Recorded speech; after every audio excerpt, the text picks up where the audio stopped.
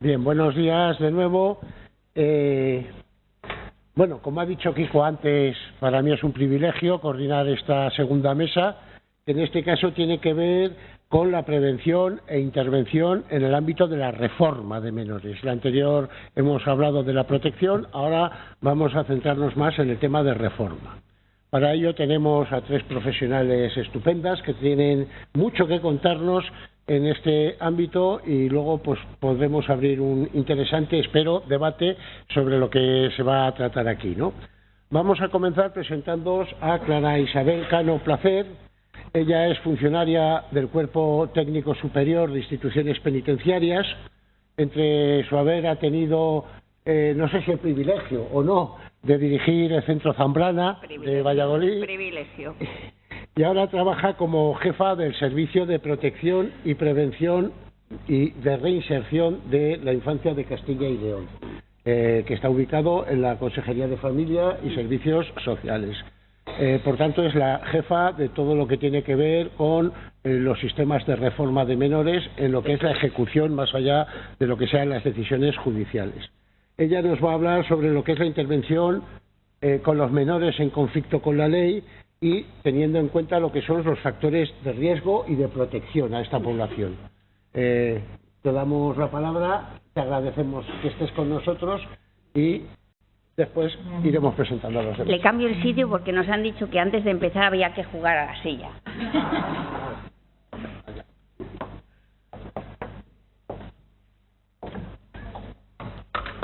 Gracias. Si se lo sé, me traigo el nombre.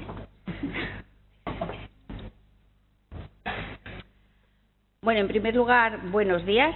Yo creo que es obligatorio agradecer a la universidad que nos abra las puertas a profesionales que estamos en atención directa o muy cerca de la atención directa de nuestros menores más vulnerables en el área de reforma. Y luego, sobre todo, cuando os miro y ahora ya miro ahí, veo un montón de compañeros.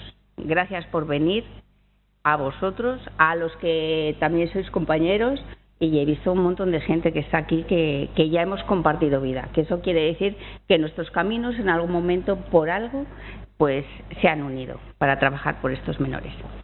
Cuando empecé me dijeron que tenía que venir a esto, pues la verdad es que lo planteé de otra manera, porque el objetivo mío era ir a devolver el favor que había hecho conmigo la universidad, de tal manera que iba a un aula de futuros educadores sociales a los que contar mi ejercicio profesional. Esto se nos ha ido de las manos, Julia, y se ha convertido en esto, que también teníamos que venir, pero no reconozcamos que se nos ha ido de las manos, ¿o no?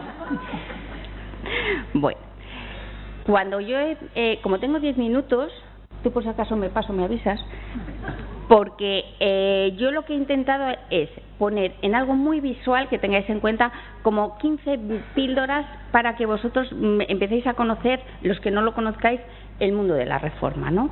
Y sobre todo en relación con los factores de vulnerabilidad. Y si soy capaz de ponerlo en grande, hoy estoy en falla.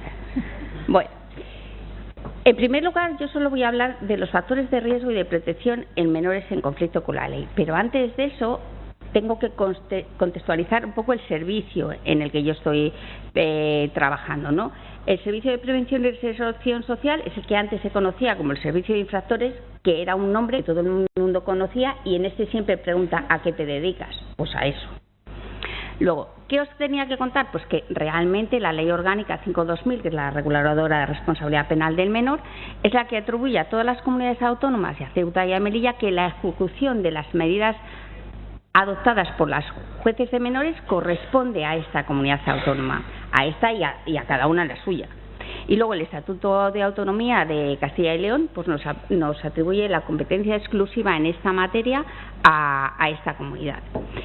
La Ley 14 de 2002, además, que es la de protección, atención y protección a la infancia, regula en su título 4 cuáles son las actuaciones que tenemos que tener como normativa en materia de menores, ¿no? Una vez que ya os he hecho el cuadro de marco legal de por qué nos dedicamos a esto y que somos competentes para ello, vamos a ver un poco dónde nos situamos, ¿no? Porque, vale, os ha atribuido la competencia a la Junta la ejecución de las medidas de menores, pero ¿cómo lo han repartido estos de las consejerías? ¿Por dónde vamos, no?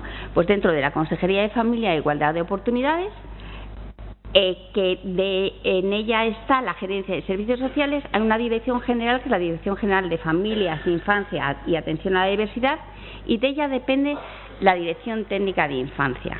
De esta Dirección Técnica de Infancia parten como dos grandes sistemas: el sistema de protección, que os ha contado ampliamente mi compañera Conchi, de qué se trata su materia, y el sistema de reforma o el sistema de prevención y reinserción social.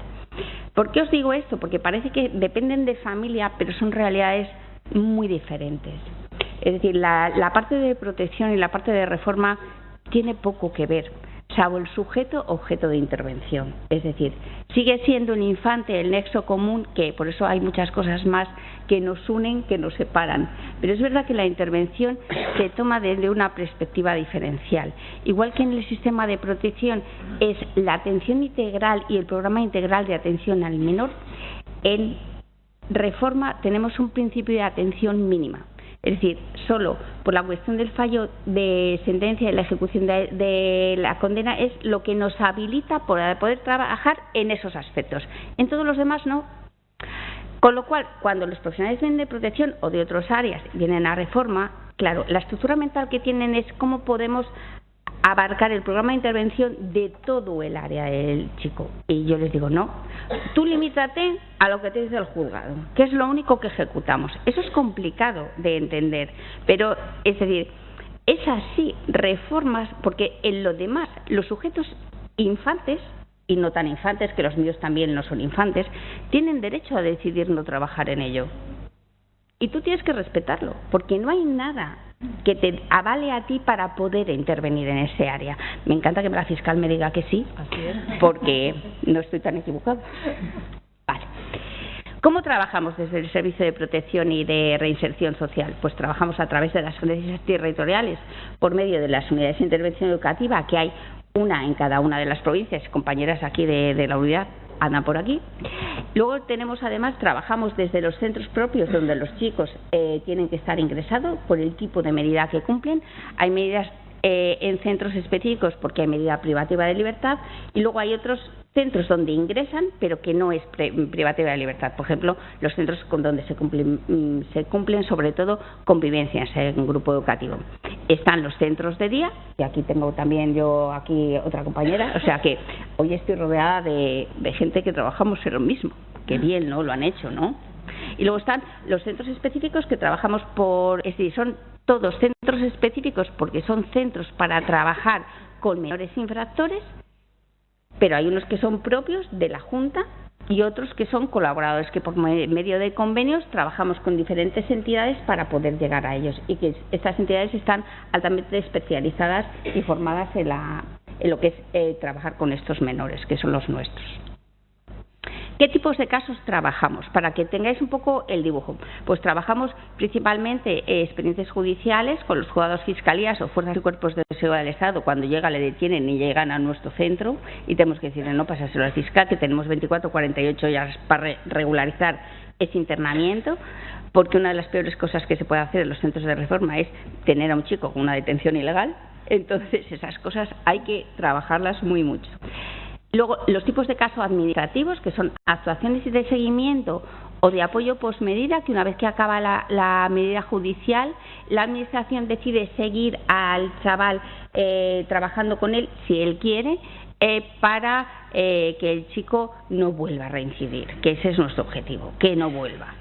Y luego, intervención educativa y intervención socializadora, que bueno, son menores inimputables y demás con los que tenemos que trabajar y si podemos trabajar con ellos. Y luego las extrajudiciales, es decir, los casos extrajudiciales, que son los casos de conciliación con la víctima, que lo hacemos a través pues un compromiso de reparación del daño, bien sea directo con la propia víctima, aunque normalmente siempre en nuestro área trabajamos con reparaciones indirectas del daño a la víctima, es decir, se compromete a hacer trabajos en beneficio de la comunidad, otra cosa, y luego se llega a la conciliación, o compromisos de cumplimiento de una actividad educativa.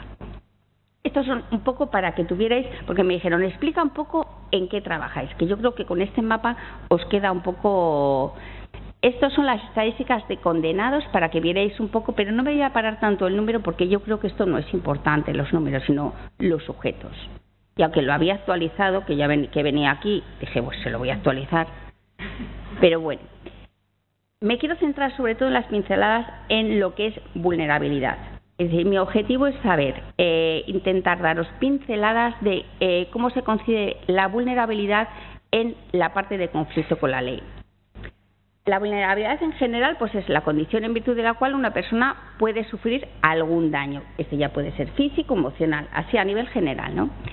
Y en el ámbito de la ejecución de medidas judiciales, esta vulnerabilidad se estudia en relación con el riesgo, entendido como peligro de que el sujeto se ponga en una situación que genere daño. Si entendemos la parte penal, de ejecución penal de estas medidas, este riesgo debe valorarse pues, por tres vertientes. La primera, el daño que dicha actividad delictiva ejerce sobre el desarrollo normalizado y prosocial del sujeto infractor, de nuestro chico, el que está ahí porque ha tenido un hecho delictivo.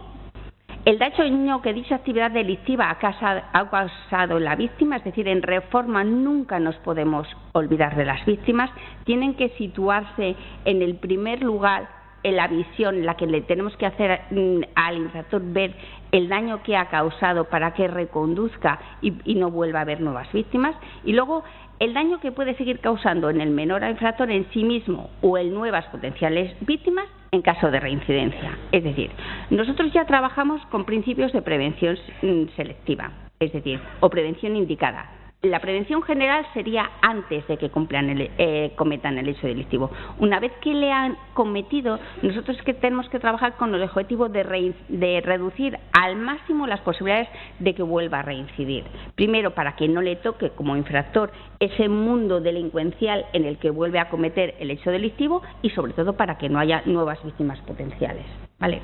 Que suelen ser menores además también. Vale. Aquí tenemos este es un chico que la empieza a mangar, es decir, está empezando a robar o a hurtar, ¿vale? Y luego ya os pongo la foto de lo que se puede convertir. Bueno, cuando miramos la vulnerabilidad, es que a mí me parece que es muy gráfico estas cosas, entonces yo prefiero explicarlas así muy gráficamente. Cuando hablamos de la vulnerabilidad, sobre todo tenemos que tener en cuenta tres factores, que es la fragilidad, la exposición y la resiliencia. ¿Qué son estas palabras que decimos los psicólogos? Bueno, pues la fragilidad sobre todo es el nivel de susceptibilidad del sujeto, entendido como los factores personales que propician el paso al acto delictivo. En esto te puedo dar la razón, tenemos que tener muy en cuenta los trastornos mentales. Es decir, no podemos dejar de ser profesionales especializados en el área del trastorno mental o la psicología general sanitaria cuando estamos viendo eso, porque tenemos los momentos en los que comienzan a despertar un montón de trastornos mentales por edad conductual. Los factores genéticos y biológicos, es decir, contamos además en que la etapa evolutiva en la que nos encontramos es el despertar de la maduración biológica hacia la conciencia social y la identidad. Eso genera además particularidades y peculiaridades en las que a veces pedimos a los adolescentes que no es capaz todavía porque su frontal todavía no está maduro. Sí, pero no os preocupéis, nosotros tenemos que trabajar en ello porque una vez que madure se va a acordar. Entonces hay que empezar a trabajar antes. Y luego las enfermedades físicas y discapacidades que además también muchos de estos chicos hacen que luego son perpetradores de bullying o ciberbullying, pero antes lo han padecido. Es decir, estos chicos son a la vez en muchos casos víctimas y verdugos. Entonces hay que trabajar con la infancia en esa concepción holística en la que hace que desde una perspectiva humanista tengamos que trabajar con el infante. En mi caso no es infante, sobre todo son chavalotes. Es decir, son niños y niñas, pero sobre todo adolescentes y primera etapa del periodo de la juventud, ¿no? Entonces, y lo que pasa que con eso, los niveles de intensidad también tienen que ver no solo con esos factores personales, sino con la exposición, lo que normalmente en ciencias de la conducta denominamos el ambiente, ¿no? Esa relación impropia o deficiente con el ambiente que hacen que se encuentren en ambientes más o menos delincuenciales y tienen más probabilidad de riesgo de cometer hecho delictivo. En mi actividad profesional yo me he encontrado muchas veces a algunos sobre todo cuando trabajaba más directos, sobre todo en penal de adultos, en el que te decían algún interno que estaba dando un programa de violencia de género, por ejemplo, y te decía, ¿y a usted no le han pegado nunca? No me lo creo, pero tiene marido, ¿no? Porque ellos habían vivido en un ambiente donde normalmente todas las relaciones interpersonales de pareja que conocía siempre se habían sacudido. Entonces es cuando ellos empiezan a vislumbrar que hay otro tipo de realidades que hay a veces que están imbuidos en ellas. También os quiero decir una cosa, en la parte judicial de menores no se ve tanto ese grupo delincuencial, que también se ve porque lo tenemos de todas clases sociales y de gente que no está en ambientes delincuenciales, es decir, hay mucha parte que forma parte de la actividad delictiva de su periodo vital que está pasando y la manga, y comete un error, se acaba, es decir, se lleva el susto del siglo, se acaba y el chico reconduce y nunca más. Es decir, eso gracias a Dios, por eso a mí me gusta más trabajar en adolescentes, porque tenemos más probabilidad de logro sin casi hacer nada. Es decir, que ya lo hacen ellos, porque lo hace su madurez. Esta es la verdad. No nos vamos a echar flores que no son nuestras. Aunque en otros casos es porque trabajamos muy bien. Yo creo que hay tenemos profesionales en Reforma que trabajan muy bien. Luego también es verdad que tenemos que tener atención a los eventos vitales estresantes. A mí esta palabra me gusta muy bien porque la primera vez que la oí dije, joder, esto lo tengo que poner yo para las exposiciones porque queda como muy bien. Es decir, explica perfectamente qué es lo que está pasando. Es que hay parte en la que a los sujetos se nos vuelve la vida. La muerte de un familiar, progenitores, las situaciones de separación y divorcio traumáticas, en la que del chico tira cada uno para un lado, en que al final el chico coge una rabieta y dice, me preguntan, me vais a prestar atención, y no se dedica a otra cosa, en vez de destacar todos sobresalientes, para que le prestemos atención, la manga. Bueno, pues en esto es en lo que estamos nosotros con estos chavales. Y luego los factores sociofamiliares y ambientales. Un apoyo familiar, es decir, en casas donde no haya apoyo familiar, pero no solo familiar, sino también el social, de los sistemas relacionales del sujeto, o el nivel socioeconómico educativo es baja, o no tienen oportunidades laborales o prelaborales, porque es verdad que hay chicos que faltan al cole, pero con 14 y 15 años, con 15 años que casi está ya acabando la obligatoriedad, no vamos a pedir al chico la muerte de Manolete porque no vaya a clase. Y lo que hay que reconducir es a situaciones prelaborales que le ayuden al chaval a engancharse, a titular y a conseguir de una manera adecuada y formal, pagando impuestos y trabajando, lo que está consiguiendo de una manera ilícita, que es robando. Es decir, tenemos que reconducir esas cosas, porque hay veces que tenemos que trabajar en todas las áreas y todo tiene que ser súper genial, pero los chicos no son todos súper geniales, ni nosotros tampoco. Bueno, que si no se me va. ¿Cómo voy? Bien, ¿no? Vale. Vale. Y luego lo más importante es la resiliencia, es decir, la capacidad de resistir que tiene el chico de pasar al acto delictivo. Y eso vuelve a repetir lo demás, es decir, ¿cómo resisto con un historial familiar delictivo, con los eventos vitales estresantes, con los factores ambientales, con los factores genéticos, con mi trastorno mental, mediante la adherencia al tratamiento, mediante el nivel de conciencia de que tengo realmente una enfermedad mental o de mi enfermedad física o discapacidad? Cuando nosotros hacemos fuertes a los chavales en esto, lo que les estamos haciendo es poderosos en los factores de protección. Y eso hace que es lo más importante para que ellos resistan el paso del hecho delictivo. Pero esto me da igual del paso del hecho delictivo o con factores de protección o de desprotección personal en general, ¿no? Esto es para todos. Ya como me he pasado mucho, ahora voy a salir de todas estas. Bueno, este es en el que se convertía, para que veáis la foto, ¿eh?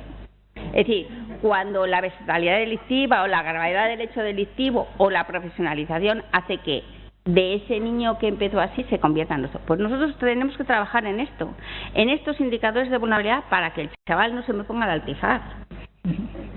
En esto trabajamos, ¿vale? Bueno, esto es un poco más de lo mismo, que no os voy a explicar los estudios, pero sí que me parecía importante acabar con esto. Necesitamos adultos que confíen en la eficacia de intervenciones basadas en la evidencia científica. Yo no quiero profesionales que cada día se inventen una cosa. Los experimentos se hacen con gaseosa. Nosotros que tenemos que tecnificar nuestra profesionalización. Profesionales que sean personas de referencia, que estén formados bien en cada uno de las áreas de intervenciones específicas. y necesitamos que profesionales, sobre todo, que acepten al adolescente, con las limitaciones que tiene el adolescente y el joven, y sobre todo con las potencialidades, porque esa época de adolescencia y primera etapa de edad adulta es donde creen que el mundo puede cambiar, es donde podemos trabajar con el sentido del humor con los chicos, que es lo que mejor funciona. Que os lo digo que les hemos tenido muy cerca, ¿no? Y luego, conscientes de la intervención. Es decir, aquí hemos hablado mucho de los derechos del menor, pero en los derechos del menor hay uno, que es que hay que enseñarles que tienen obligaciones. Eso es, sí que a mí siempre me toca ser la mala de la película, pero es que es así. No podemos creer que hacemos infantes si no les decimos a su escala hay que enseñarles a aprender a responsabilizarse de su conducta. Porque de mayores luego hacemos infantes que solo creen que tienen derechos y ninguna obligación. Y eso es una parte en la que Reforma, por ejemplo, lo tiene muy, muy presente. Porque estos chicos son responsables, ha habido víctima de su hecho conductual. Y para acabar, pues digo que seguirán siendo vulnerables, pero les dotaremos de las estrategias necesarias para que cada vez sean más poderosos y resistentes, ¿no? Entonces, sobre todo, disminuya pues la probabilidad de recaer en conductas delictivas, que es nuestro objetivo final. Muchas gracias.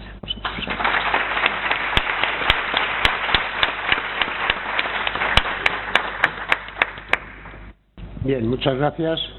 Yo me voy a quedar con dos cosas que me han llamado la atención. Una es lo que llamas los elementos o los eventos estresantes, que de alguna manera pueden tener que ver con la vulneración de derechos fundamentales en algún momento, dado o intentando ligar con la ponencia anterior.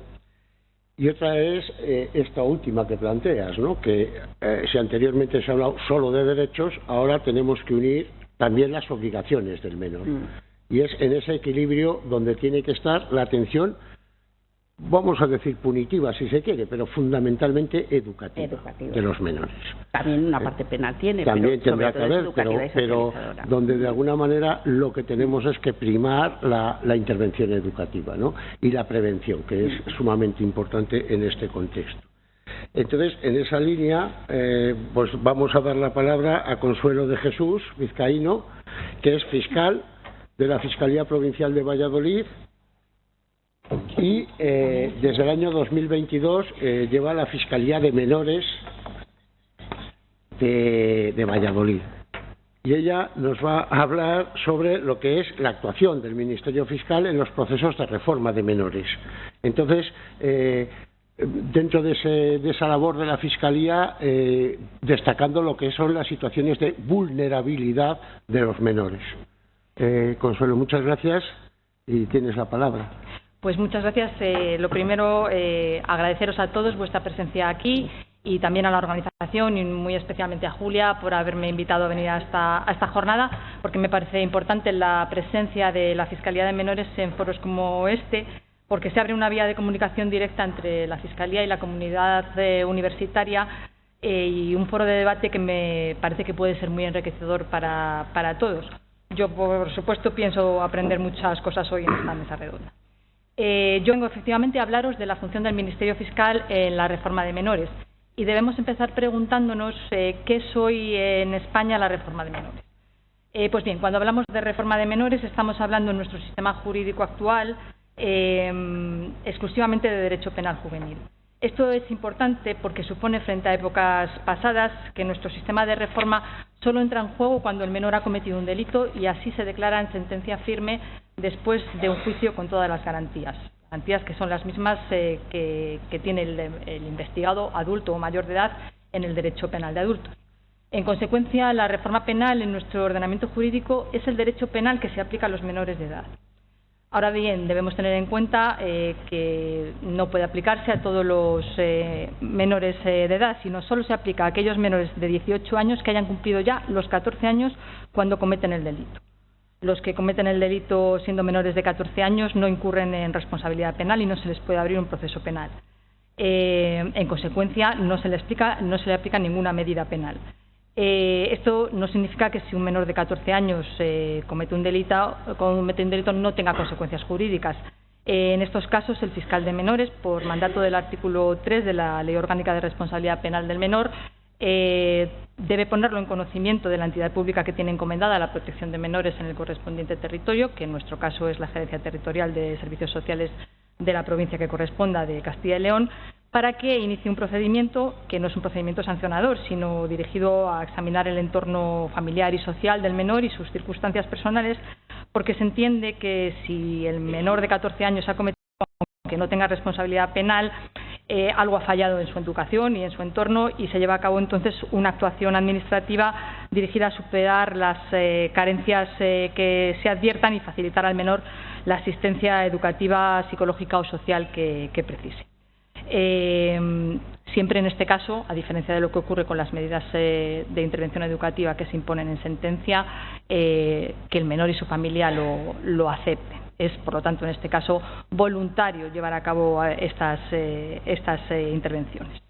Ahora bien, el hecho de que no exista responsabilidad penal cuando un menor de 14 años comete un delito no quiere decir que no exista una responsabilidad civil derivada de esa comisión si es que se ha producido un perjuicio susceptible de ser indemnizado económicamente.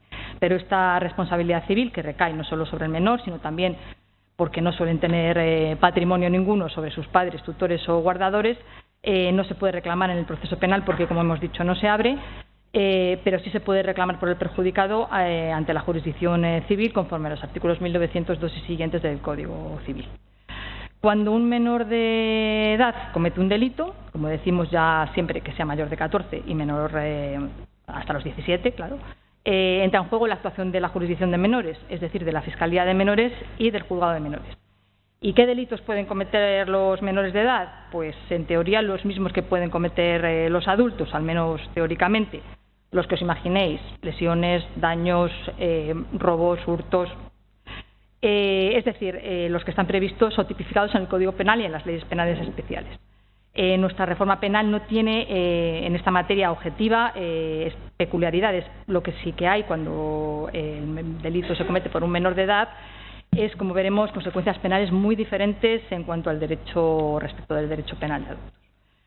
En el proceso penal de menores, la actuación del Ministerio Fiscal es exhaustiva. Interviene el Ministerio Fiscal en todas y cada una de las fases del procedimiento, a diferencia de lo que ocurre en el derecho penal de adultos, en que es el juez de instrucción el que tiene encomendada la investigación, la fase de instrucción del delito, y después otro juez celebra el juicio y dicta la sentencia. En el proceso penal de menores, la ley ha encargado la investigación del delito, la fase de instrucción, al Ministerio Fiscal, a la Fiscalía de Menores. Esto es una absoluta novedad en la jurisdicción penal española y se basa en la idea de que, en sentido estricto, la función jurisdiccional consiste solo en juzgar y hacer ejecutar lo juzgado, y así lo prevé el artículo 117 de la Constitución española, de manera que esa fase previa al juicio de investigación penal puede perfectamente encomendarse al Ministerio Fiscal. Y, de hecho, así sucede en muchos ordenamientos jurídicos de nuestro entorno cultural. Pues bien, después de esta fase de investigación previa al juicio, se abre la fase intermedia en que el Ministerio Fiscal interviene también, porque presenta el escrito de acusación, que en menores se llama de alegaciones, en el que solicita, califica el hecho delictivo y solicita la aplicación de una medida y, en su caso, de la responsabilidad civil, y pide la práctica de prueba que ha de desarrollarse en el juicio. Una vez que esto se lleva a cabo, se abre el juicio oral, que en nuestra normativa se llama fase de audiencia, y ahí es el juez de menores el que celebra el juicio y dicta la sentencia. El Ministerio Fiscal igualmente interviene en el juicio, y una vez que hay sentencia firme, el Ministerio Fiscal interviene también en lo que es la ejecución de la medida, durante toda la ejecución, desde la fase inicial de aprobación del programa individualizado de intervención, que es la piedra angular de la ejecución de la medida, pasando por la liquidación de la medida, es decir, su fijación temporal estricta, hasta el seguimiento del cumplimiento de la medida y su finalización. Decíamos antes que no hay diferencias entre los delitos que pueden cometer los mayores de edad y los menores de edad, pero sí las hay, son enormes en cuanto a las consecuencias jurídico-penales del delito. Si el derecho penal de adultos va encaminado a imponer a quien comete el delito una pena, por ejemplo la de prisión en los delitos más graves o la de multa en los de menos gravedad, el derecho penal juvenil prevé la imposición para los mayores de 14 años y menores de 18 de lo que denomina medidas. No son penas, porque las penas tienen un carácter fundamentalmente sancionador y se trata con ellas de imponer un castigo a quien ha cometido un delito, mientras que las medidas que se imponen a los menores de edad tienen un contenido predominantemente educativo, no solo, pero sí predominantemente. Se trata, sobre todo, a través de ella, de, tras conocer qué factores han podido influir en la comisión del delito, ayudar o asistir al menor para que pueda superarlos mediante actuaciones fundamentalmente educativas, a fin de que sea capaz de aceptar plenamente las normas de la convivencia social y no volver a cometer hechos delictivos. Las medidas que la Ley Orgánica de Responsabilidad Penal del Menor prevé que se puedan imponer a los menores que han cometido un delito van desde la más leve, que es la amonestación, que simplemente es una bronca que el juez de menores le echa al menor, le explica lo mal que está lo que ha hecho, las consecuencias que ha tenido para la víctima y para la sociedad, y le insta a no volver a cometer delitos, hasta la más grave, que es la medida de internamiento cerrado en un centro de menores, que es una auténtica privación de libertad y que puede además tener una extensión temporal que durante años, o sea que es una medida muy intensa. La de más frecuente aplicación, sin embargo, en la práctica es la que se llama medida de libertad vigilada, en la que el menor está en libertad, pero tiene que cumplir las obligaciones que el juez establece en la sentencia. Que pueden ser, por ejemplo, desde acudir a su centro educativo si es que está en edad de enseñanza obligatoria, o participar en programas formativos o educativos que aborden, por ejemplo, pues el respeto a los demás, la igualdad de género, la empatía, el control de impulsos, la resolución no violenta de conflictos interpersonales o cualquier otro aspecto que se haya considerado que ha sido determinante en la comisión del delito y en la vulneración del bien jurídico de la víctima o víctimas. Las medidas se caracterizan en nuestro sistema penal juvenil por su contenido educativo, como decimos, y también por su flexibilidad. Pero, ¿cómo se elige la medida a imponer en el caso concreto? A diferencia de lo que ocurre en el derecho penal de adultos, en que la ley asigna a cada delito su pena, a veces prevé dos como alternativas, por ejemplo, prisión o multa y trabajos en beneficio de la comunidad. En el derecho penal de menores, en principio, y salvo que se trate de los delitos de mayor gravedad, como los delitos contra la vida o contra la libertad sexual, en que ahí sí la ley prevé una medida de internamiento cerrado durante un tiempo amplio o que puede ser amplio, en la generalidad, en los demás casos, el juez puede imponer cualquiera de las previstas en la ley. Y esto tiene como finalidad que se pueda escoger la que mejor se adapta a las peculiaridades del menor y a sus necesidades educativas. En la elección de la medida a imponer juega en la jurisdicción de menores un papel fundamental el informe de los equipos técnicos. De hecho, el informe del equipo técnico es justo, junto a la declaración del menor, las únicas dos actuaciones de las que nunca se puede prescindir durante la investigación del delito.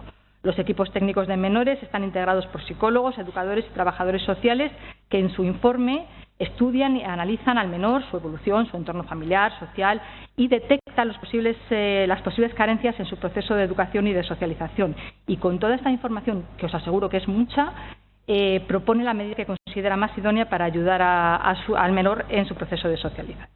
Y esto nos conecta con una de las características más importantes de la jurisdicción de menores, que es su carácter interdisciplinar, porque en esta jurisdicción trabajamos juntos profesionales del derecho y profesionales de disciplinas no jurídicas, y eso es una peculiaridad absoluta del derecho penal de menores frente al de adultos, que convierte a los equipos técnicos en pieza esencial del sistema de reforma penal.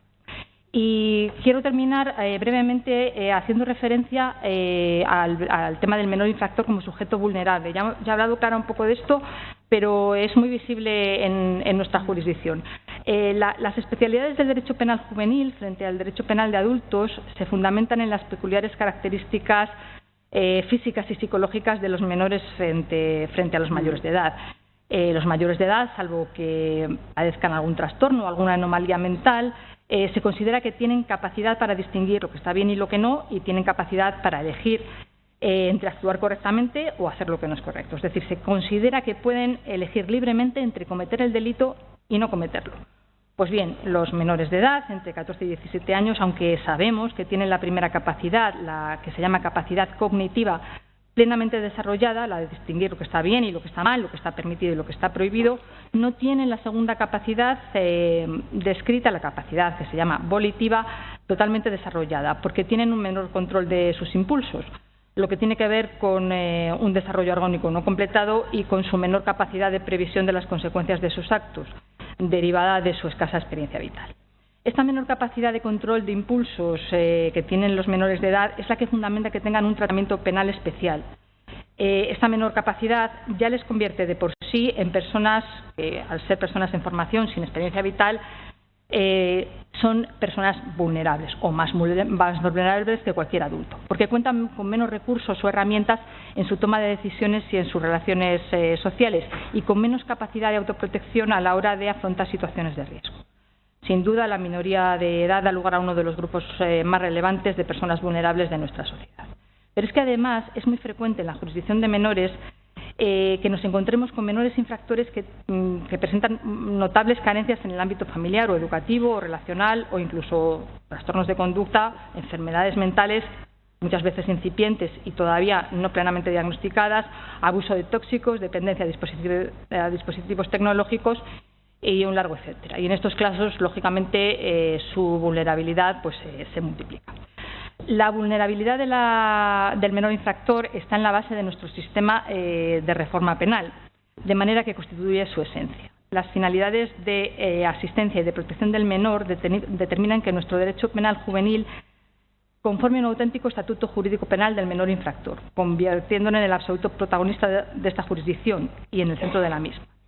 De manera que, aunque también es un sistema que está encaminado a dar protección a las víctimas y resarcimiento a los perjudicados y respuesta, claro está, a la necesidad social de una condena cuando hay la comisión de un delito, la resocialización del menor infractor es el interés que se considera superior, de manera que la reforma penal se convierte también en un mecanismo de protección de menores. Aquí vemos esa confluencia entre lo que es esa división tan rígida entre protección y reforma. Está ahí, pero no deja de ser nuestro sistema de reforma un sistema de cierre al sistema también de protección de menores. Y ello porque se considera que los menores son capital humano valiosísimo de toda sociedad y que de ellos y de la educación que nosotros seamos capaces de darles depende en definitiva el futuro de nuestra sociedad. Y dicho esto, pues nada más. Muchas gracias por vuestra atención y doy la palabra a...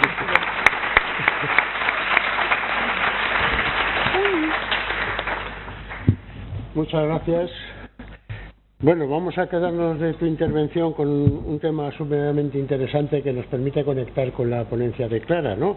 Y es ese interés superior del menor y esa responsabilidad educativa de las medidas judiciales que se toman y que se toman desde un arco abierto, en el sentido de que son progresivas y que se pueden ir planteando con un interés educativo, que al final lo que debería contribuir es a que estos menores que de alguna manera han infringido la ley pues puedan ser conscientes no solo de sus derechos sino también de sus obligaciones, ¿no? Al final.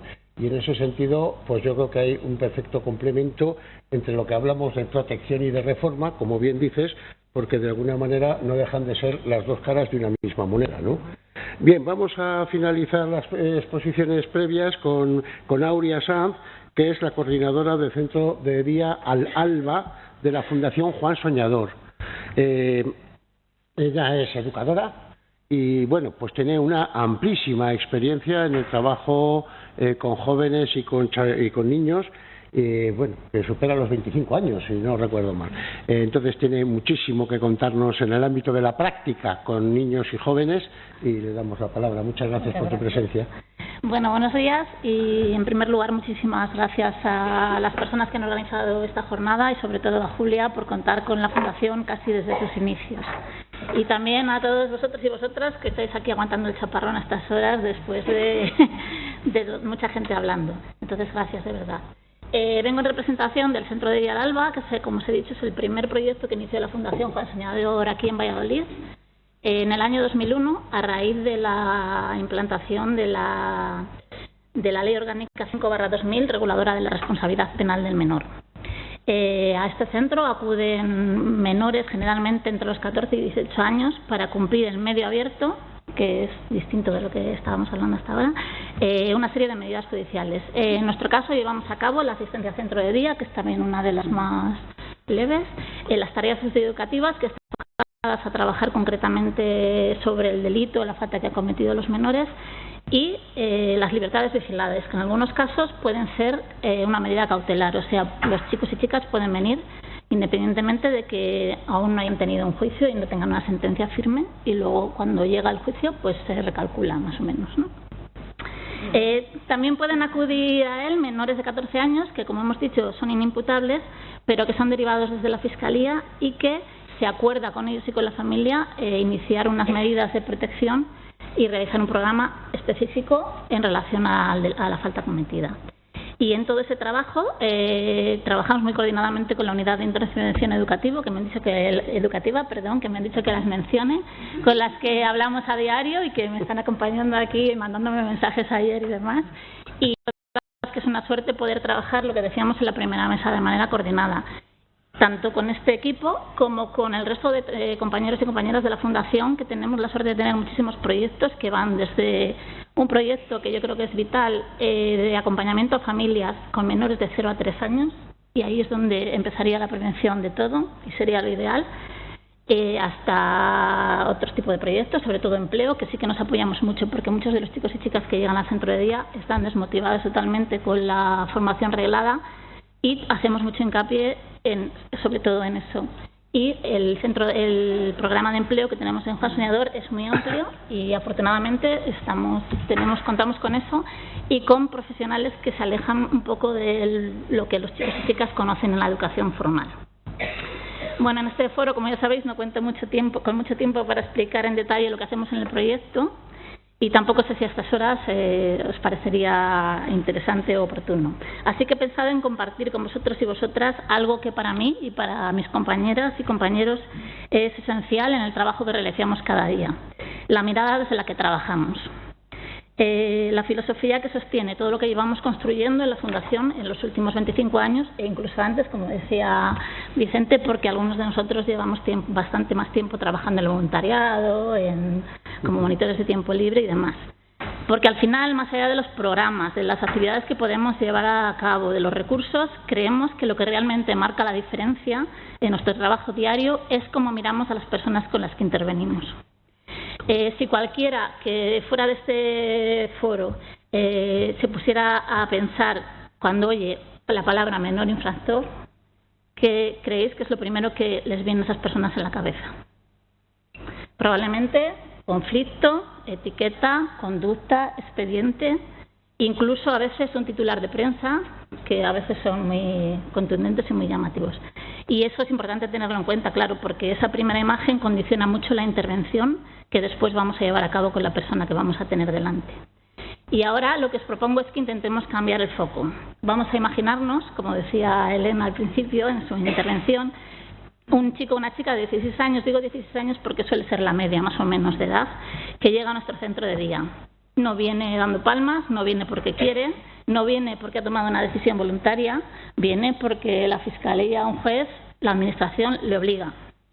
Y así se le ha indicado. Pero también viene con muchas cosas a cuestas. Viene con todas esas etiquetas que hemos hablado antes, que lleva años soportando. Viene con una historia, con unas experiencias, con heridas en muchos casos. Y aunque a veces no se vea visible en un principio, también viene con muchísimas capacidades y muchísimas competencias. Y es ahí donde empieza realmente nuestro trabajo.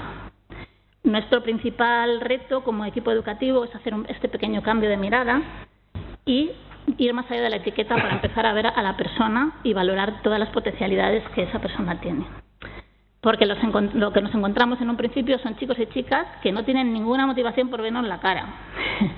Y de hecho muchas veces empezamos con un rechazo inicial o con una desconfianza que nos cuesta trabajo deshacer, claro. Y nuestro reto fundamental es transformar esa imposición inicial en una oportunidad real. Una oportunidad de autoconocimiento, de aprendizaje, pero como hemos dicho antes, también de responsabilizarse y de reparar. Y eso no ocurre de manera automática, sino que es un proceso a veces muy largo, incluso a veces no lo vemos cuando los chicos se despiden de nosotros después de 1 año y medio, que no es lo normal, pero bueno.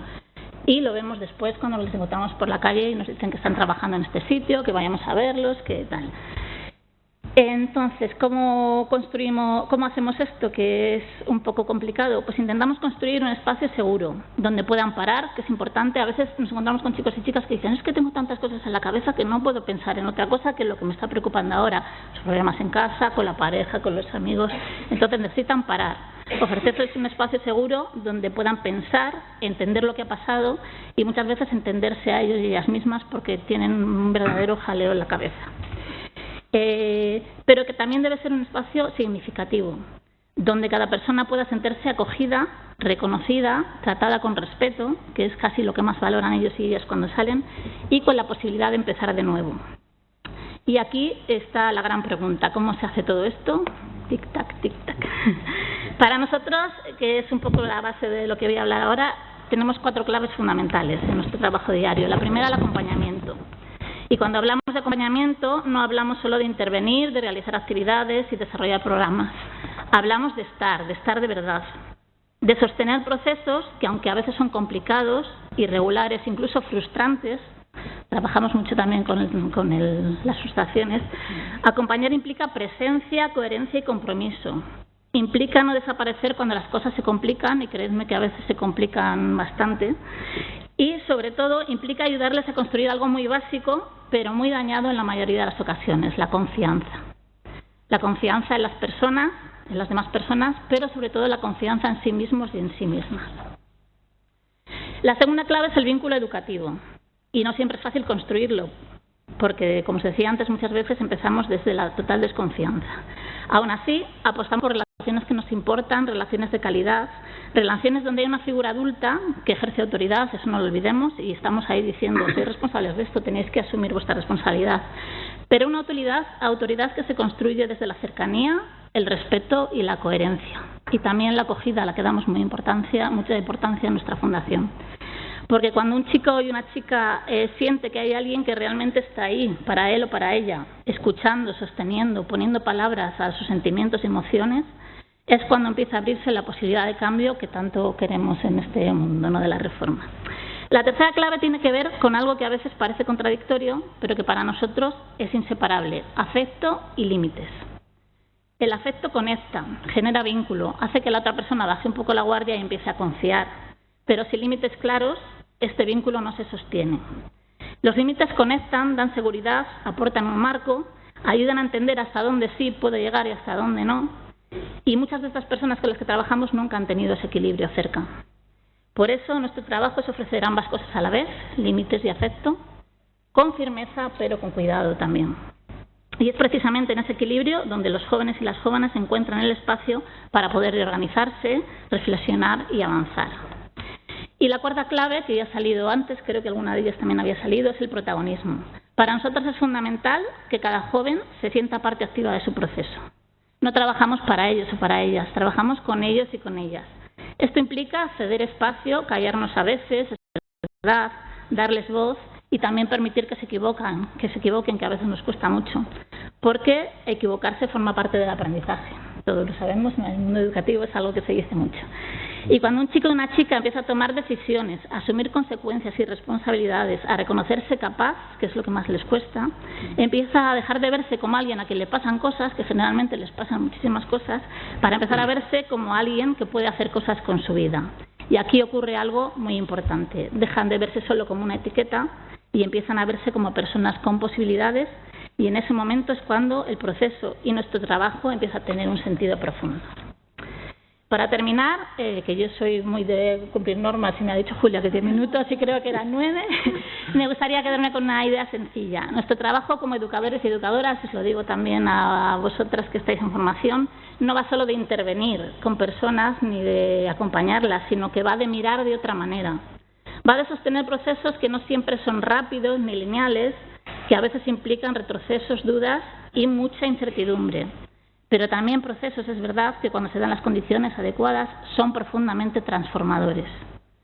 Porque cuando ofrecemos espacios donde hay vínculo, respeto, límites claros, y oportunidades reales pasan cosas, y pasan cosas muy interesantes. Y lo que empieza como una medida impuesta, pues puede convertirse en un punto de inflexión en la vida de una persona. Y aquí es donde creemos que está el verdadero valor de lo que hacemos, en acompañar a cada joven para que pueda reescribir su historia y descubrir que es mucho más que la etiqueta que lleva años soportando a su espalda con la que llegó al centro. Y nada más, acabar con una última frase que últimamente la estamos oyendo mucho, que es verdad que a nuestro centro llegan chicos ya con una sentencia, con un castigo, y la pena es que el castigo solo puede aplicarse cuando el daño ya está hecho. De ahí la importancia de la prevención y de todo lo que hablábamos en la primera vez. Muchas gracias por vuestra atención.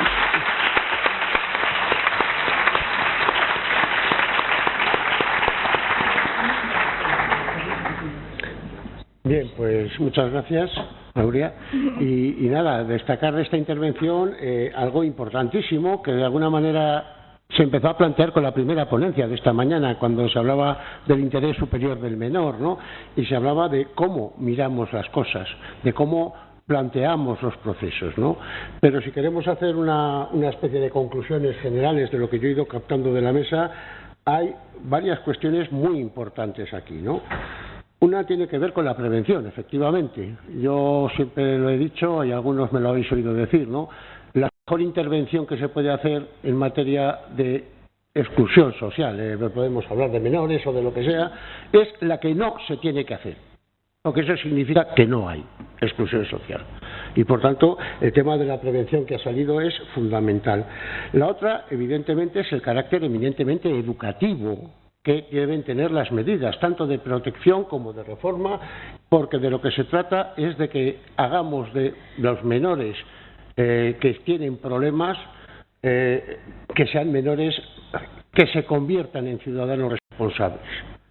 Y una tercera que me encanta, porque también estoy yo muy cansado de decirla, y es que también nos cuesta mucho, es aquí no estamos preparándonos para trabajar para las personas, sino que más bien nos estamos preparando para trabajar con las personas.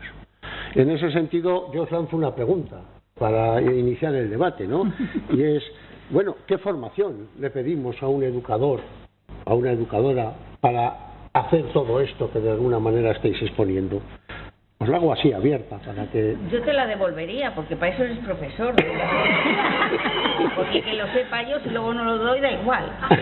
Pero bueno, yo creo que, desde mi perspectiva, yo creo que un educador social tiene que tener en cuenta que es un especialista en ciencias de la conducta, con lo cual el trabajo teórico que tiene que saber como controlador y gestor de la conducta es importante. Pero yo sobre todo pondría el acento en la parte de la emoción, porque los que trabajamos con menores y con jóvenes, lo que vemos es que la capacidad que tienen de emocional, que se relaciona con un poco con la capacidad volitiva que el sujeto tiene a nivel frontal, lo que estamos viendo es que todavía están inmaduros. Y sobre todo porque el enganche a nivel de emoción, afecto y sobre todo de declaración de intenciones en el que trabajamos con el chico y no desde nosotros, hace que lleguemos a ello. Una de las cosas que yo más hicimos en Zambrana y que más quebraderas de cabeza nos dio es trabajar con el protocolo de convergencia, que era que cuando ingresa un menor, el profesional y el chaval obligabas a que se pusieran en sintonía de qué es lo que yo veo de ti y qué es lo que tú estás viendo de mí como profesional. ¿Por qué? Porque a veces nos encontrábamos que el chico decía que tenía padre y nosotros nos pasamos todo el internamiento del chaval diciendo no tienes padre, no tienes padre, no tienes padre, joder, y se acabó la condena y vino a buscar el padre. Y no lo sabíamos, ¿o no?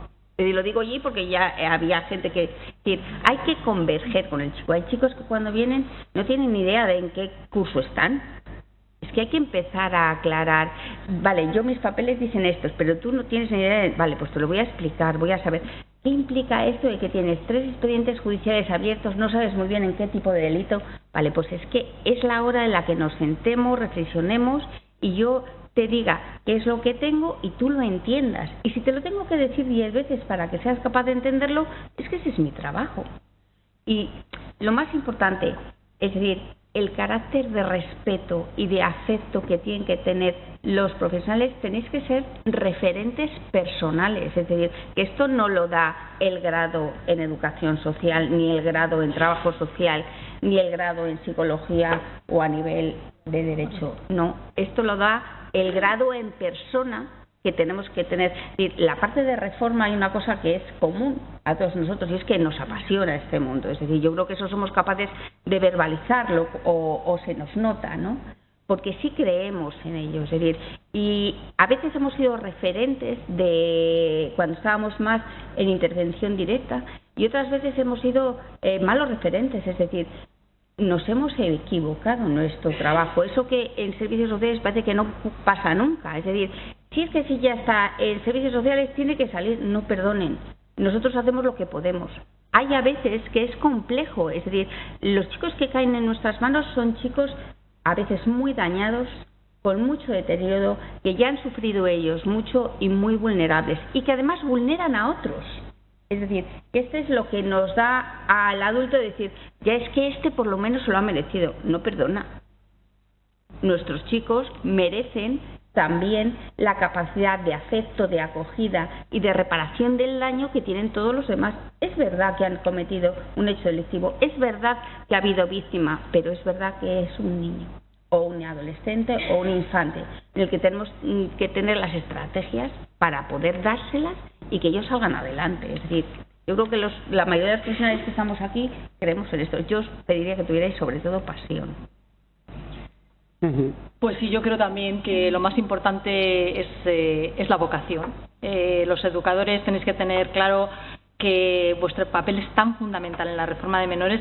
Mirad, hay veces, yo he llegado a ver me acuerdo mucho de una chica que entró en el sistema muy jovencita, a los 14 recién cumplidos, y venía muy dañada con una mochila tremenda, y salió, estuvo en Zambrana, estuvo en Los Manzanos, y me acuerdo de las últimas entrevistas y yo le decía, bueno, ¿y ahora qué sales? La intervención fue fantástica, con ella es verdad que dio un resultado estupendo. ¿Qué quieres ser? Y me contestó, educadora. Y eso es que me pareció, dije, jolín, qué sistema, ¿sabes? ¿Cómo es capaz esta niña de reconocer quién se ha preocupado por ella, quién le ha dado unas bases sólidas para su vida futura y querer ser ella también educadora? Luego están los que están en programas en la Cruz Roja, obligados por una medida judicial, que tienen que hacer unas prestaciones en beneficio de la comunidad, las terminan y luego se quedan de voluntarios. Pues eso también es, vamos, se te pone el corazón. Algo estamos.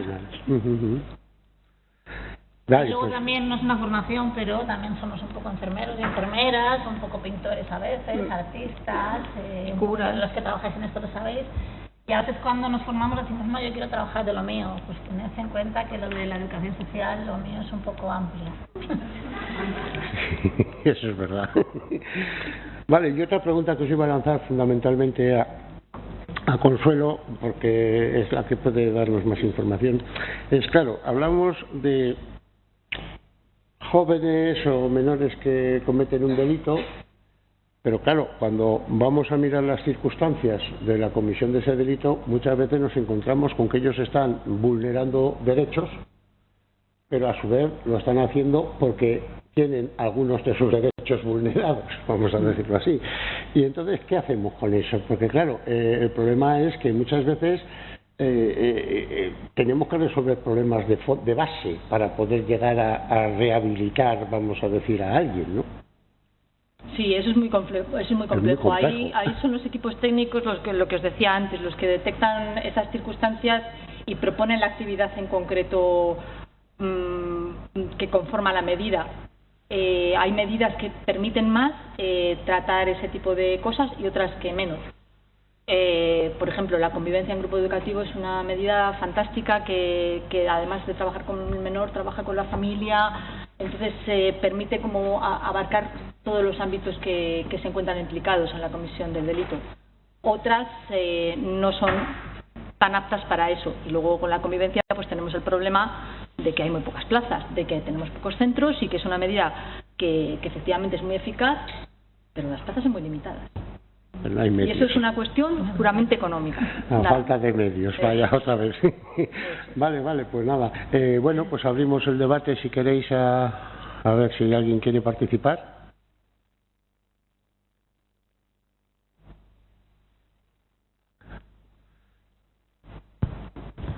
Bueno, yo quería preguntar, con el número creciente de bandas que utilizan a menores de edad y también a menores de 14 años, como el reciente caso del chaval de 13 años que mató a otro chico en la Rondilla, ¿vosotros qué creéis personalmente? ¿Que se puede cambiar algo, se debe cambiar algo a nivel legislativo y a nivel educativo con estas cosas? Mira, cada vez que yo del tema en concreto no puedo hablar porque está en fase de investigación, pero sí que te digo que cada vez que hay un caso tan desgraciado como este, tan horrible, salta otra vez la cuestión de si debería o no rebajarse la edad mínima para ser imputable penalmente. Esto es así, cada vez que se vuelve a hablar del mismo tema. Y aquí es que hay opiniones para todos los gustos. Si me preguntas la mía personal, yo entiendo que no debe hacerse, porque eso es como porque haya un caso, el caso del que estamos hablando es un caso entre millones, o sea, pero si es que esto no había pasado nunca en Valladolid, nunca había pasado, pues legislar a fuerza de caso concreto nunca da buen resultado. Entonces, establecer normas generales, no nos olvidemos de que es que la ley es general para todos, por un caso en particular, que yo sé que es dolorosísimo el asunto, que da mucho miedo, pero también tenemos que tener en cuenta el carácter tan excepcional de este tipo de cosas que vienen sucediendo. Es verdad que hay cuestiones como las bandas juveniles que son muy preocupantes, que en una ciudad como Valladolid, que es una ciudad de muy baja conflictividad, sorprende una cosa así, pero ahí también hay un trabajo policial importante que se está desarrollando y que es ajeno a la normativa sobre imputabilidad y que dará sus frutos. Yo desde luego no soy partidaria de que se rebaje la edad de imputabilidad penal, pero entiendo que puede haber otras posturas y yo las respeto todas. Bueno, yo en relación con las bandas creo que lo que tenemos que saber un poco es especializarnos en qué significa la pertenencia a una banda juvenil de nuestros menores. Primero, hay chispazos en casa, es decir, tenemos que tener en cuenta lo que son los factores de control social sobre el sujeto que va creciendo y tomando diferentes decisiones. El principal factor de control social es la familia. En adolescencia y está el grupo de iguales, pero lo que sabemos es que en vez de a un grupo de iguales prosocial, este sujeto se inclina a un grupo social antisocial, es decir, que lo que premia es la conducta antisocial. Pero yo no me imagino en una casa, como yo estuve hace poco con la policía y hablaban y era el padre de un chaval que había estado en banda y se decía... a mí me sorprendía porque yo decía, vale, ¿nunca le viste que llegaba con el pelo así, un puño americano en la habitación? Coño, eso te tiene que hacer saltar las alarmas. Es decir, a un padre no le saltan las alarmas cuando está viendo conductas raras de un chico, cuando el sujeto es más violento, cuando se calla más. Vamos a ver que nosotros casi todos somos padres aquí y solo si al niño le sale grano sabemos a lo mejor si es varicela o no, y no somos médicos. Imaginaros esto. Es decir, hay un montón de señales que se nos están dando que el chico no está reconociendo. Y es verdad que hay a veces que nos tenemos que poner en manos de profesores. Cuando parimos un niño o tenemos un niño, no nos dan con ello el graduado en padre. Vas aprendiendo sobre la marcha. Es decir, que si a todos nos investigaran para ver si fuéramos capaces de ser padres adoptantes, lo mismo a mí no me le habían dado para ser madre. ¿Por qué? Porque es verdad que tenemos que ser vigilantes con los chavales con estas conductas disruptivas, es decir, y los chicos dan señales muchísimas, es decir, y sobre todo cuando vemos estos tipos delictivos, es verdad que es muy difícil luego probarles como pertenencia a organización criminal, que se pena además de una manera mayor o más gravosa que en estos casos, pero es cierto que muchos chicos se reconducen y van hacia eso, pero ¿por qué? Porque no han encontrado un grupo social. Lo que hay detrás es sujetos que han sufrido en su vida de bullying, ciberbullying, sujetos cuya conducta tienen una gran impulsividad, tienen un trastorno de personalidad de base, es decir, hay muchas otras cosas que tienen debajo que nadie nunca trató. O que hay a veces que aunque tratándola se nos va a desviar, es decir, que esto no es magia, ¿eh? Es decir, que intentaremos hacer todo lo posible, pero hay a veces que el sujeto no está preparado o no quiere hacerlo. Es decir, es que también está el que nosotros respetemos esa capacidad, aunque a veces cometa acto ilegal, claro que lo comete, y por eso está luego la jurisdicción de adultos o la de menores que vuelve a actuar. Es decir, es que esa capacidad de libertad no te la cortan, gracias a Dios, aunque sea en perjuicio de nosotros, pero es que es así. Pues yo creo que lo de las bandas criminales está ya muy cerca de Valladolid. Madrid está cada vez más cerca, no solo por el tren y porque es más rápido, sino porque es verdad que las grandes poblaciones esto ya lo tienen muy instaurado, y a veces que viene esta parte, bueno, pues tendremos que profesionalizarnos y prepararnos. Y yo creo que otra vez la prevención. Claro. Se dedican prevención a veces en otras fases de la vida de los... en la vida de los niños y niñas, y en los 12, 13 años, que es cuando se inician, pues a veces es un momento delicado a nivel de cambio de centro escolar y demás. A veces no se dedican medios a ese momento, que es muy clave, yo creo, para elegir el grupo de amigos y amigas con el que te mueves. Pero también vuelvo a insistir en el tema de cambiar la mirada, porque se unen a este grupo de gente y no a otros que pueden tener a su lado, sin restarle responsabilidad,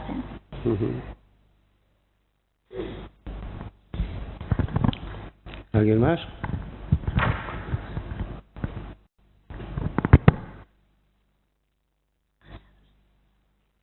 Están agotados. Nos hemos agotado ya.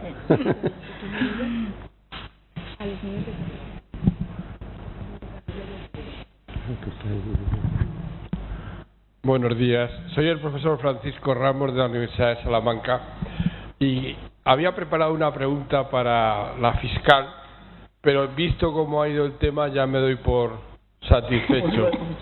Lo que sí es que a lo largo de la mañana, visto todos los ponentes, pues realmente hay que ser optimistas. Y yo, después de muchos años, igual que la profesora Julia Alonso en la universidad, enseñando a los alumnos psicología, medicina, educación, trabajo social, y dado el tema que tenemos aquí esta mañana, me he estado acordando mucho de una película que no sé si han visto ustedes, que se titulaba Deprisa, de Carlos Saura, es del año 1981. Pero vistas todas las intervenciones de los ponentes, a los que hay que agradecer, yo no me quedo con la película Deprisa, sino con el título de la canción de esa película, que es Me quedo contigo. Sea un niño, sea un adolescente, en situación de riesgo, lo que ese niño, ese adolescente va a necesitar, haya infringido o no infringido la ley, es ayuda, es orientación, es educación, es apoyo. Y esto es lo que yo quiero transmitirles. Me quedo contigo. Ahí, como profesional, siempre vas a contar conmigo, como buen profesional. Y eso es lo que os quiero decir a todos los que estáis aquí, en el presente y en el futuro. Estudiad todo lo que podáis, pero no os olvidéis que vamos a tener siempre que ayudar a estas personas que en una situación de vulnerabilidad, bien por defecto, bien por exceso, van a necesitar nuestra ayuda, nuestra orientación, nuestro apoyo. Me quedo contigo. Agradecerle a todos los ponentes vuestras aportaciones, que hay que trabajar en equipo. Y esto también es una necesidad. Nada más. Gracias.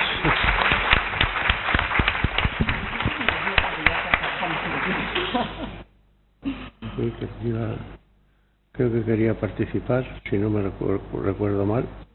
Ella, ¿no? Adiós. Era una cuestión relativa a la consideración que decía,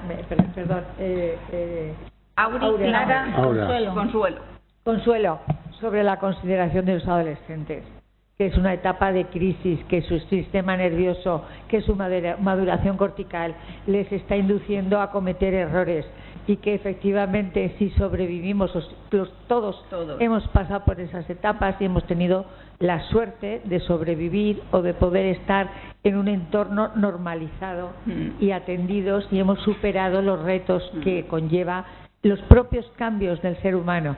Entonces, que hay que tener mucha consideración tanto desde el punto de vista judicial como de la intervención, y que la evidencia científica pone de manifiesto lo vulnerable, lo difícil que es el abordaje de esa etapa y las consecuencias para toda la vida de un menor que está desatendido frente a ellas. Y que por eso yo creo que los educadores sociales tienen una gran labor, no solo de prevenir, detectar e intervenir, sino de continuar formándose, que ya lo vemos en el funcionamiento de la magnetoencefalografía. Se ve claramente la inhibición de las áreas corticales de la adolescencia, el dominio de la amígdala, la confusión que hay ahí, que no se sabe siempre responder si no se tienen los apoyos y las oportunidades adecuadas. Así que flexibilidad a todos y paciencia.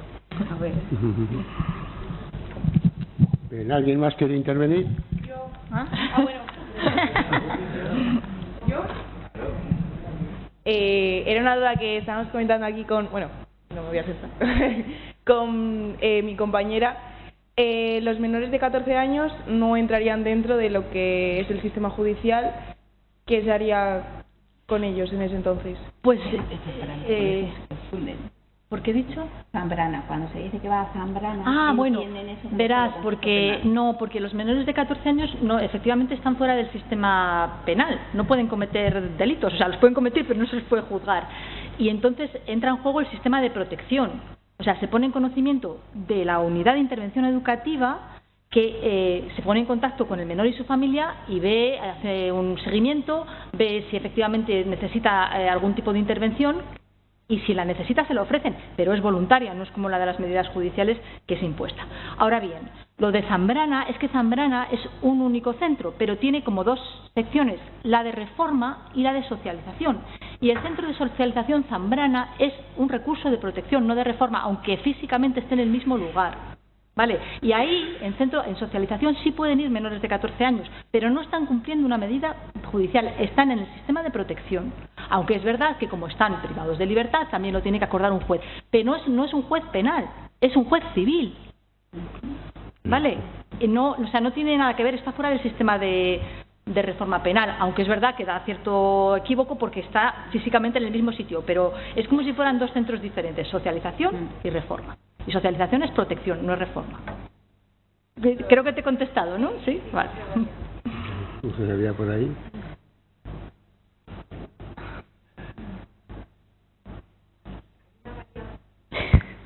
Vale, hay una variable que a mí me parece importantísima en todo el tema de intervención de menores que creo que hoy no ha salido, que es la variable tiempo.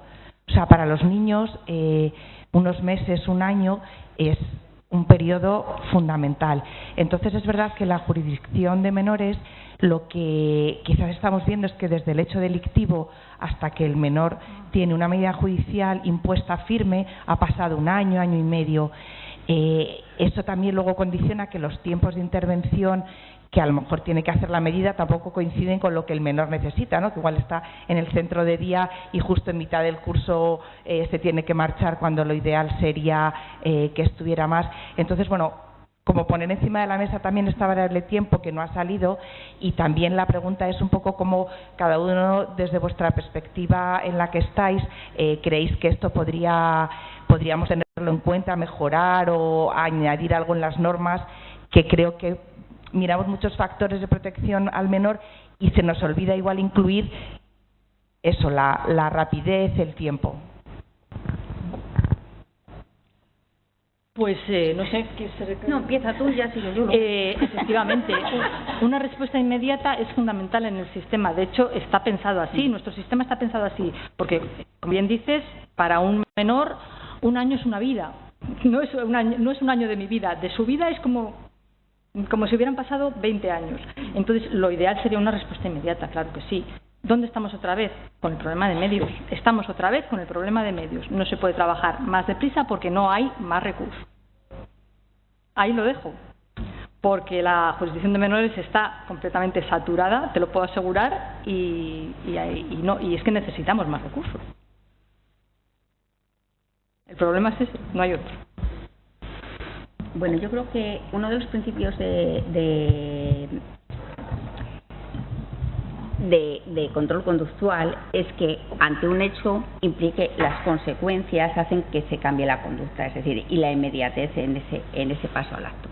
Eso por una parte, con lo cual yo creo que estamos todos de acuerdo en esta sala que sería absolutamente, que ojalá nos dieran los recursos para poder actuar justo en el momento que pasa la conducta. Eso es el concepto tiempo que yo creo que tú has querido decir. Pero yo me voy a ir a otro concepto tiempo que me parece interesante, que es el concepto de tiempo que tiene el menor.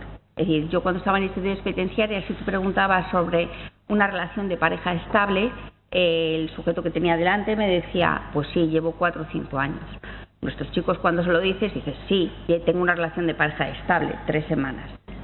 Ese es el cambio conceptual temporal de un adulto y un joven y un adolescente, en el que el adolescente, su corte dice, solo es el paso al acto. Es decir, lo que me importa es lo de hoy, además soy inmortal. Es decir, con lo cual lo de luego me da un poco igual.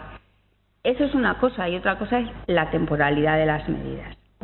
La temporalidad de las medidas y cuándo se cumplen es importante, pero es que estos chicos tienen que aprender que igual que no hay recursos para otras cosas, cuando le recae la medida judicial tiene que cumplirla y tiene que asumir su responsabilidad. Ha venido después, ojalá hubiera podido ser, nuestro objetivo como organismos públicos es dar respuesta antes. Pero cuando le llegan, nuestros chicos tienen que aprender a tolerar las frustraciones. Es que no todo en el mundo es genial, ni se va a dar, y tenemos que enseñarles a trabajar en esa dificultad, la realidad que nos encontramos días, es decir, en la que os encontráis vosotros con el profesional compañero que nos cae bien, pero os toca hablar con él porque a nivel profesional no te queda otra que hablar, con el que no compartes ninguna de las ideas, pero trabajamos con ellos porque necesitamos trabajar, es decir, esa es la vida real. Y luego la temporalidad, es decir, las medidas judiciales no se tienen que poner en relación temporal con el tiempo que necesita el chaval de intervención. Eso no es así, porque un chaval puede necesitar un tiempo de intervención de 2 años y a lo mejor lo que ha hecho este chico ha sido robar un móvil. Pues perdona, por mucho que lo necesite, se tiene que ajustar la medida judicial al hecho delictivo que ha hecho. Y si has hurtado un móvil, pues le tocará a caer una medida muy pequeñita, por mucho que yo quiera como profesional trabajar 2 años con él. Esto no es así. Por eso os decía tan importante el marco legal, es decir, para nosotros los que trabajamos en responsabilidad penal, el marco legal es el marco que define nuestra actuación. Y yo soy psicóloga, pero vamos, a mí el marco legal me define en mi actuación profesional. Y lo tengo tatuado, sobre todo la privación de libertad. Es decir, una privación de libertad es sagrada, chicos. Es decir, los tiempos de un día, es decir, hablaba la fiscal de la convivencia en grupo educativo. Bueno, yo me recuerdo el orden de prelación que te dice la legislación, el cuál son las medidas más duras y menos duras. Coño, te pone la libertad vigilada más dura que la convivencia en grupo educativo. Y perdonad, es mentira. Y os lo digo porque yo aquí, además, políticamente soy siempre incorrecta, con lo cual tampoco me da igual lo que decir. Es decir, cuando tú sacas a un chico de la familia y le metes en un centro, coño, eso es mucho más duro que una libertad vigilada. Los tiempos y las medidas de convivencia del grupo educativo que se aplican en Castilla y León y en casi toda en casi toda España a nivel nacional son salvajemente, temporalmente grandes. Porque los señores de ciencias de la conducta, que somos los equipos psicosociales, decimos, ¡ja! Le viene bien un año. Coño, ¿pero qué ha hecho? ¿O no? ¿Qué ha hecho? Pues limítate a lo que ha hecho. Porque una cosa es que tú, desde el punto de vista psicosocial, entiendas que este chico necesita una amplitud de tratamiento, es que el marco legal te condiciona tu propuesta. Porque, es decir, somos responsables de lo que estamos diciendo a los del ámbito de la jurisdicción, porque somos especialistas en ese área, pero no en la parte penal, ni tenemos por qué serlo. Es decir, tenemos que ayudar a que el órgano jurisdiccional tome la mejor decisión posible. Y esa no es, le viene bien 1 año y medio. No. Es decir, este chico tendrá que tener apoyos en esto y en eso. En el cómo, pues ya el orden jurisdiccional decidirá cuál es la medida. Y los tiempos en adolescentes y en jóvenes hay que cuidarles. 6 meses, 7 meses de convivencia en grupo educativo, o cuando les ponen un año porque le viene muy bien por el tratamiento, quebranta y se convierte en internamientos, hay que tener muchísimo cuidado con eso, porque estamos jugando con la libertad de sujetos. Y eso sí que es un... cuando hablamos de el interés superior del menor, hay a veces que tenemos que ser responsables de lo que estamos pidiendo y no pasarnos, de frenar. Bien.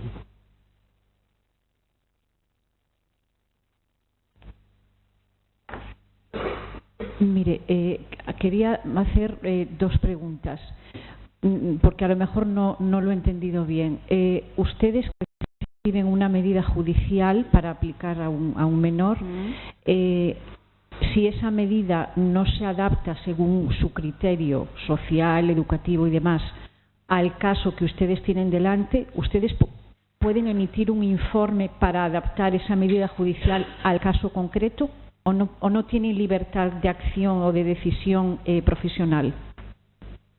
Nosotros, cuando llega una medida judicial a un centro, es decir, o a las unidades de intervención educativa, en el caso de medida abierta, lo que hacen es una evaluación primero. La evaluación, ¿qué hace con ellos? Es decir, tú no te cuestionas lo que ha impuesto el juzgado, que no estamos para eso. Es decir, el juez ha determinado en su sentencia fiscalía, que en este caso en menores es instructor de una medida cautelar y demás, y ejecuta allí.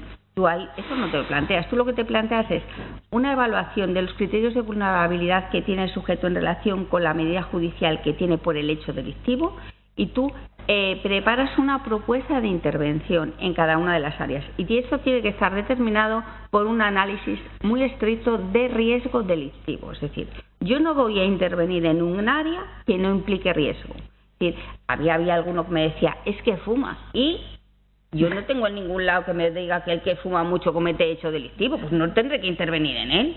Pero en cambio, si se droga, porque yo sé que los chavales que empiezan con consumo de hachís, con adicciones, o que están adictos a las tablets y demás, en esos criterios de adicción, tengo que trabajar con él, pero porque hay un riesgo delictivo, no por otra cosa. Es decir, yo no trabajo drogas. Es decir, ¿cuántos de nosotros adultos conocemos señores y señoras, conocidos y amigos, que se drogan, pagan sus impuestos, pero no cometen hecho delictivo? Pues esos no son los míos. Es decir, nosotros trabajamos por el riesgo del hecho delictivo que tienen los chicos, y con una evaluación profesionalizada generamos un programa de intervención en esas áreas. Y lo nuestro es una propuesta. Es decir, tenemos que tener muy claro que aquí el mango de la sartén la tiene la jurisdicción. Es decir, nosotros proponemos y lo que hace el juez es aprobar ese programa de intervención en esas áreas, que hay a veces que te dice, esta no te la apruebo y esta sí, y ya está. Y nosotros ejecutamos, que es lo que tenemos que hacer, lo mejor posible. Pero tenemos que ser muy, muy profesionales para que es decir, aquí sí se trabaja en equipo, porque es que no se puede trabajar de una manera. Cada uno hace su área desde su especialidad, pero proponemos al juego basándonos en evidencia científica, que es lo que está pasando con AL, y con buenos informes en los que el informe social, el psicológico, el educativo, sobre todo en la parte de privación de libertad, que es donde más profesionales tenemos de área, le ponemos en las manos todos los informes posibles que pueda haber y puedan tomar la mejor decisión, que a veces es aceptada. Yo creo que siempre, porque la otra no sabíamos cuál era. Es decir, si hubieran tomado otra, no sabes lo que hubiera pasado con ella. Por eso te digo que los aciertos o errores, porque hay a veces que nos equivocamos, claro que sí, no tenemos todas las piezas del puzzle, no las tenemos. La otra pregunta era, a ver si lo he entendido también bien.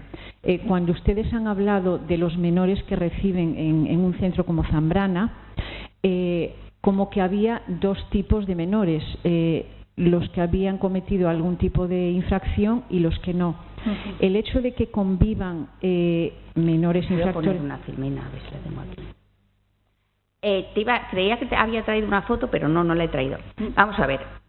Hay una foto aérea que lo explica muy bien. Hay un edificio muy grande. En Zambrana, cuando entras en un edificio muy grande, como con con una planta, en la que están los chicos de Reforma. Hay luego un camino, y luego en este otro lado hay 4 chalés que son pequeñitos, que sería el centro de atención para trastorno de conducta.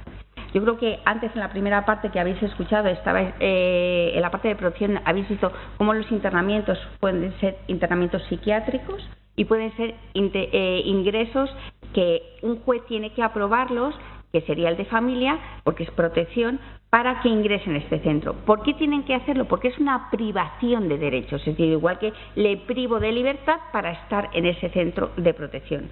Pero ahí el trabajo es de protección, ese es el centro de protección. Estos chicos no se mezclan en las actividades, se pueden ver por las ventanas. Es decir, que yo no miento.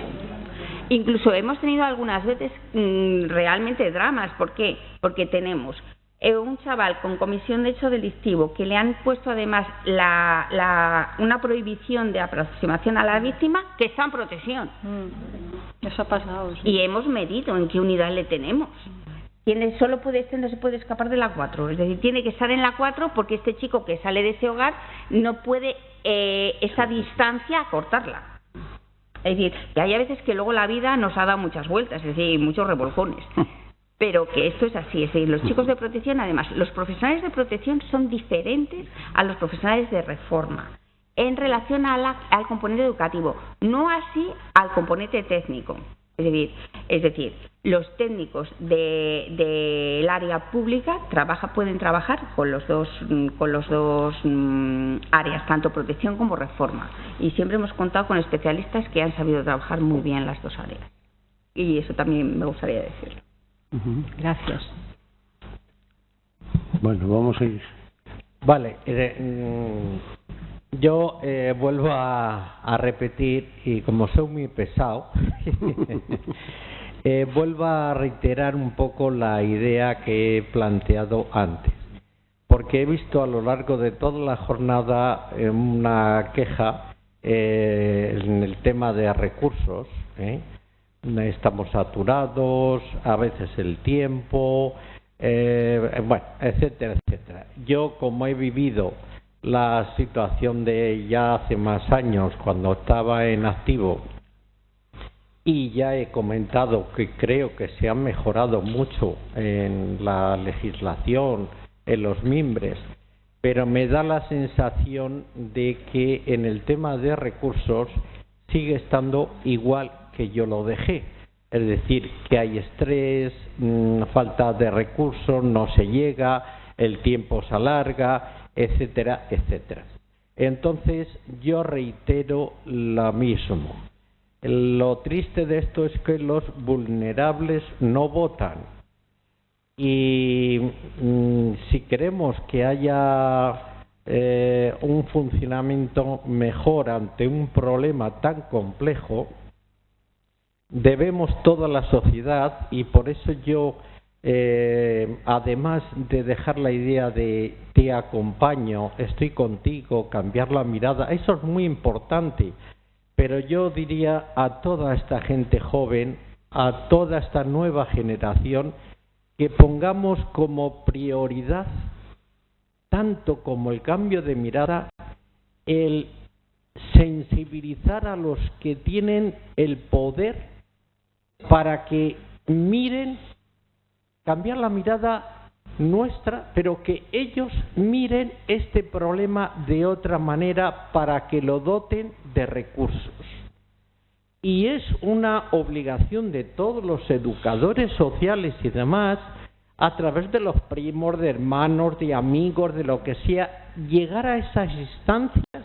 Para mí es tan importante eso, para que este mundo cambie algo, este mundo tan complejo, que si no consigo que haya más posibilidad de cambio en estos chavales vulnerables, me encontraré con que dentro de 10 años vendré a otra jornada como esta y seguiré viendo el mismo problema. Entonces os animo, yo ya poco puedo hacer, pero a toda la juventud que tenéis aquí, que además de lo profesional, de la intervención y tal, que no se os olvide este otro camino que si no lo tocamos es urgentísimo, esto no va a mejorar casi nada. Gracias. Es decir, que a vuestras competencias profesionales tenéis que añadir la competencia reivindicativa, que efectivamente es muy necesaria. Sí, señor.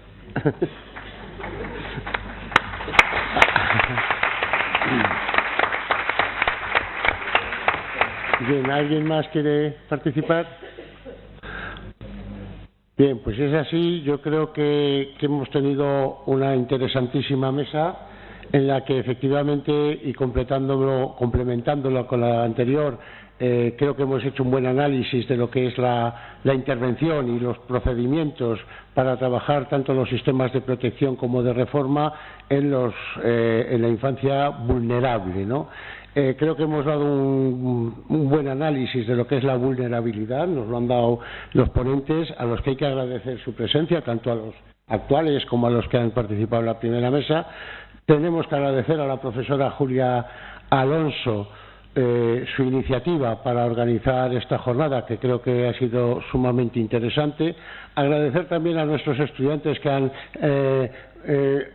participado como azafatas y azafatos de esta jornada, y agradecer a todos los presentes vuestra participación. Si os parece, vamos a proceder al cierre de la mesa con la profesora Julia Alonso, con el profesor Kiko Arribas y con el profesor Jorge Martín. Nosotros nos bajamos. Muchas gracias por vuestra presencia.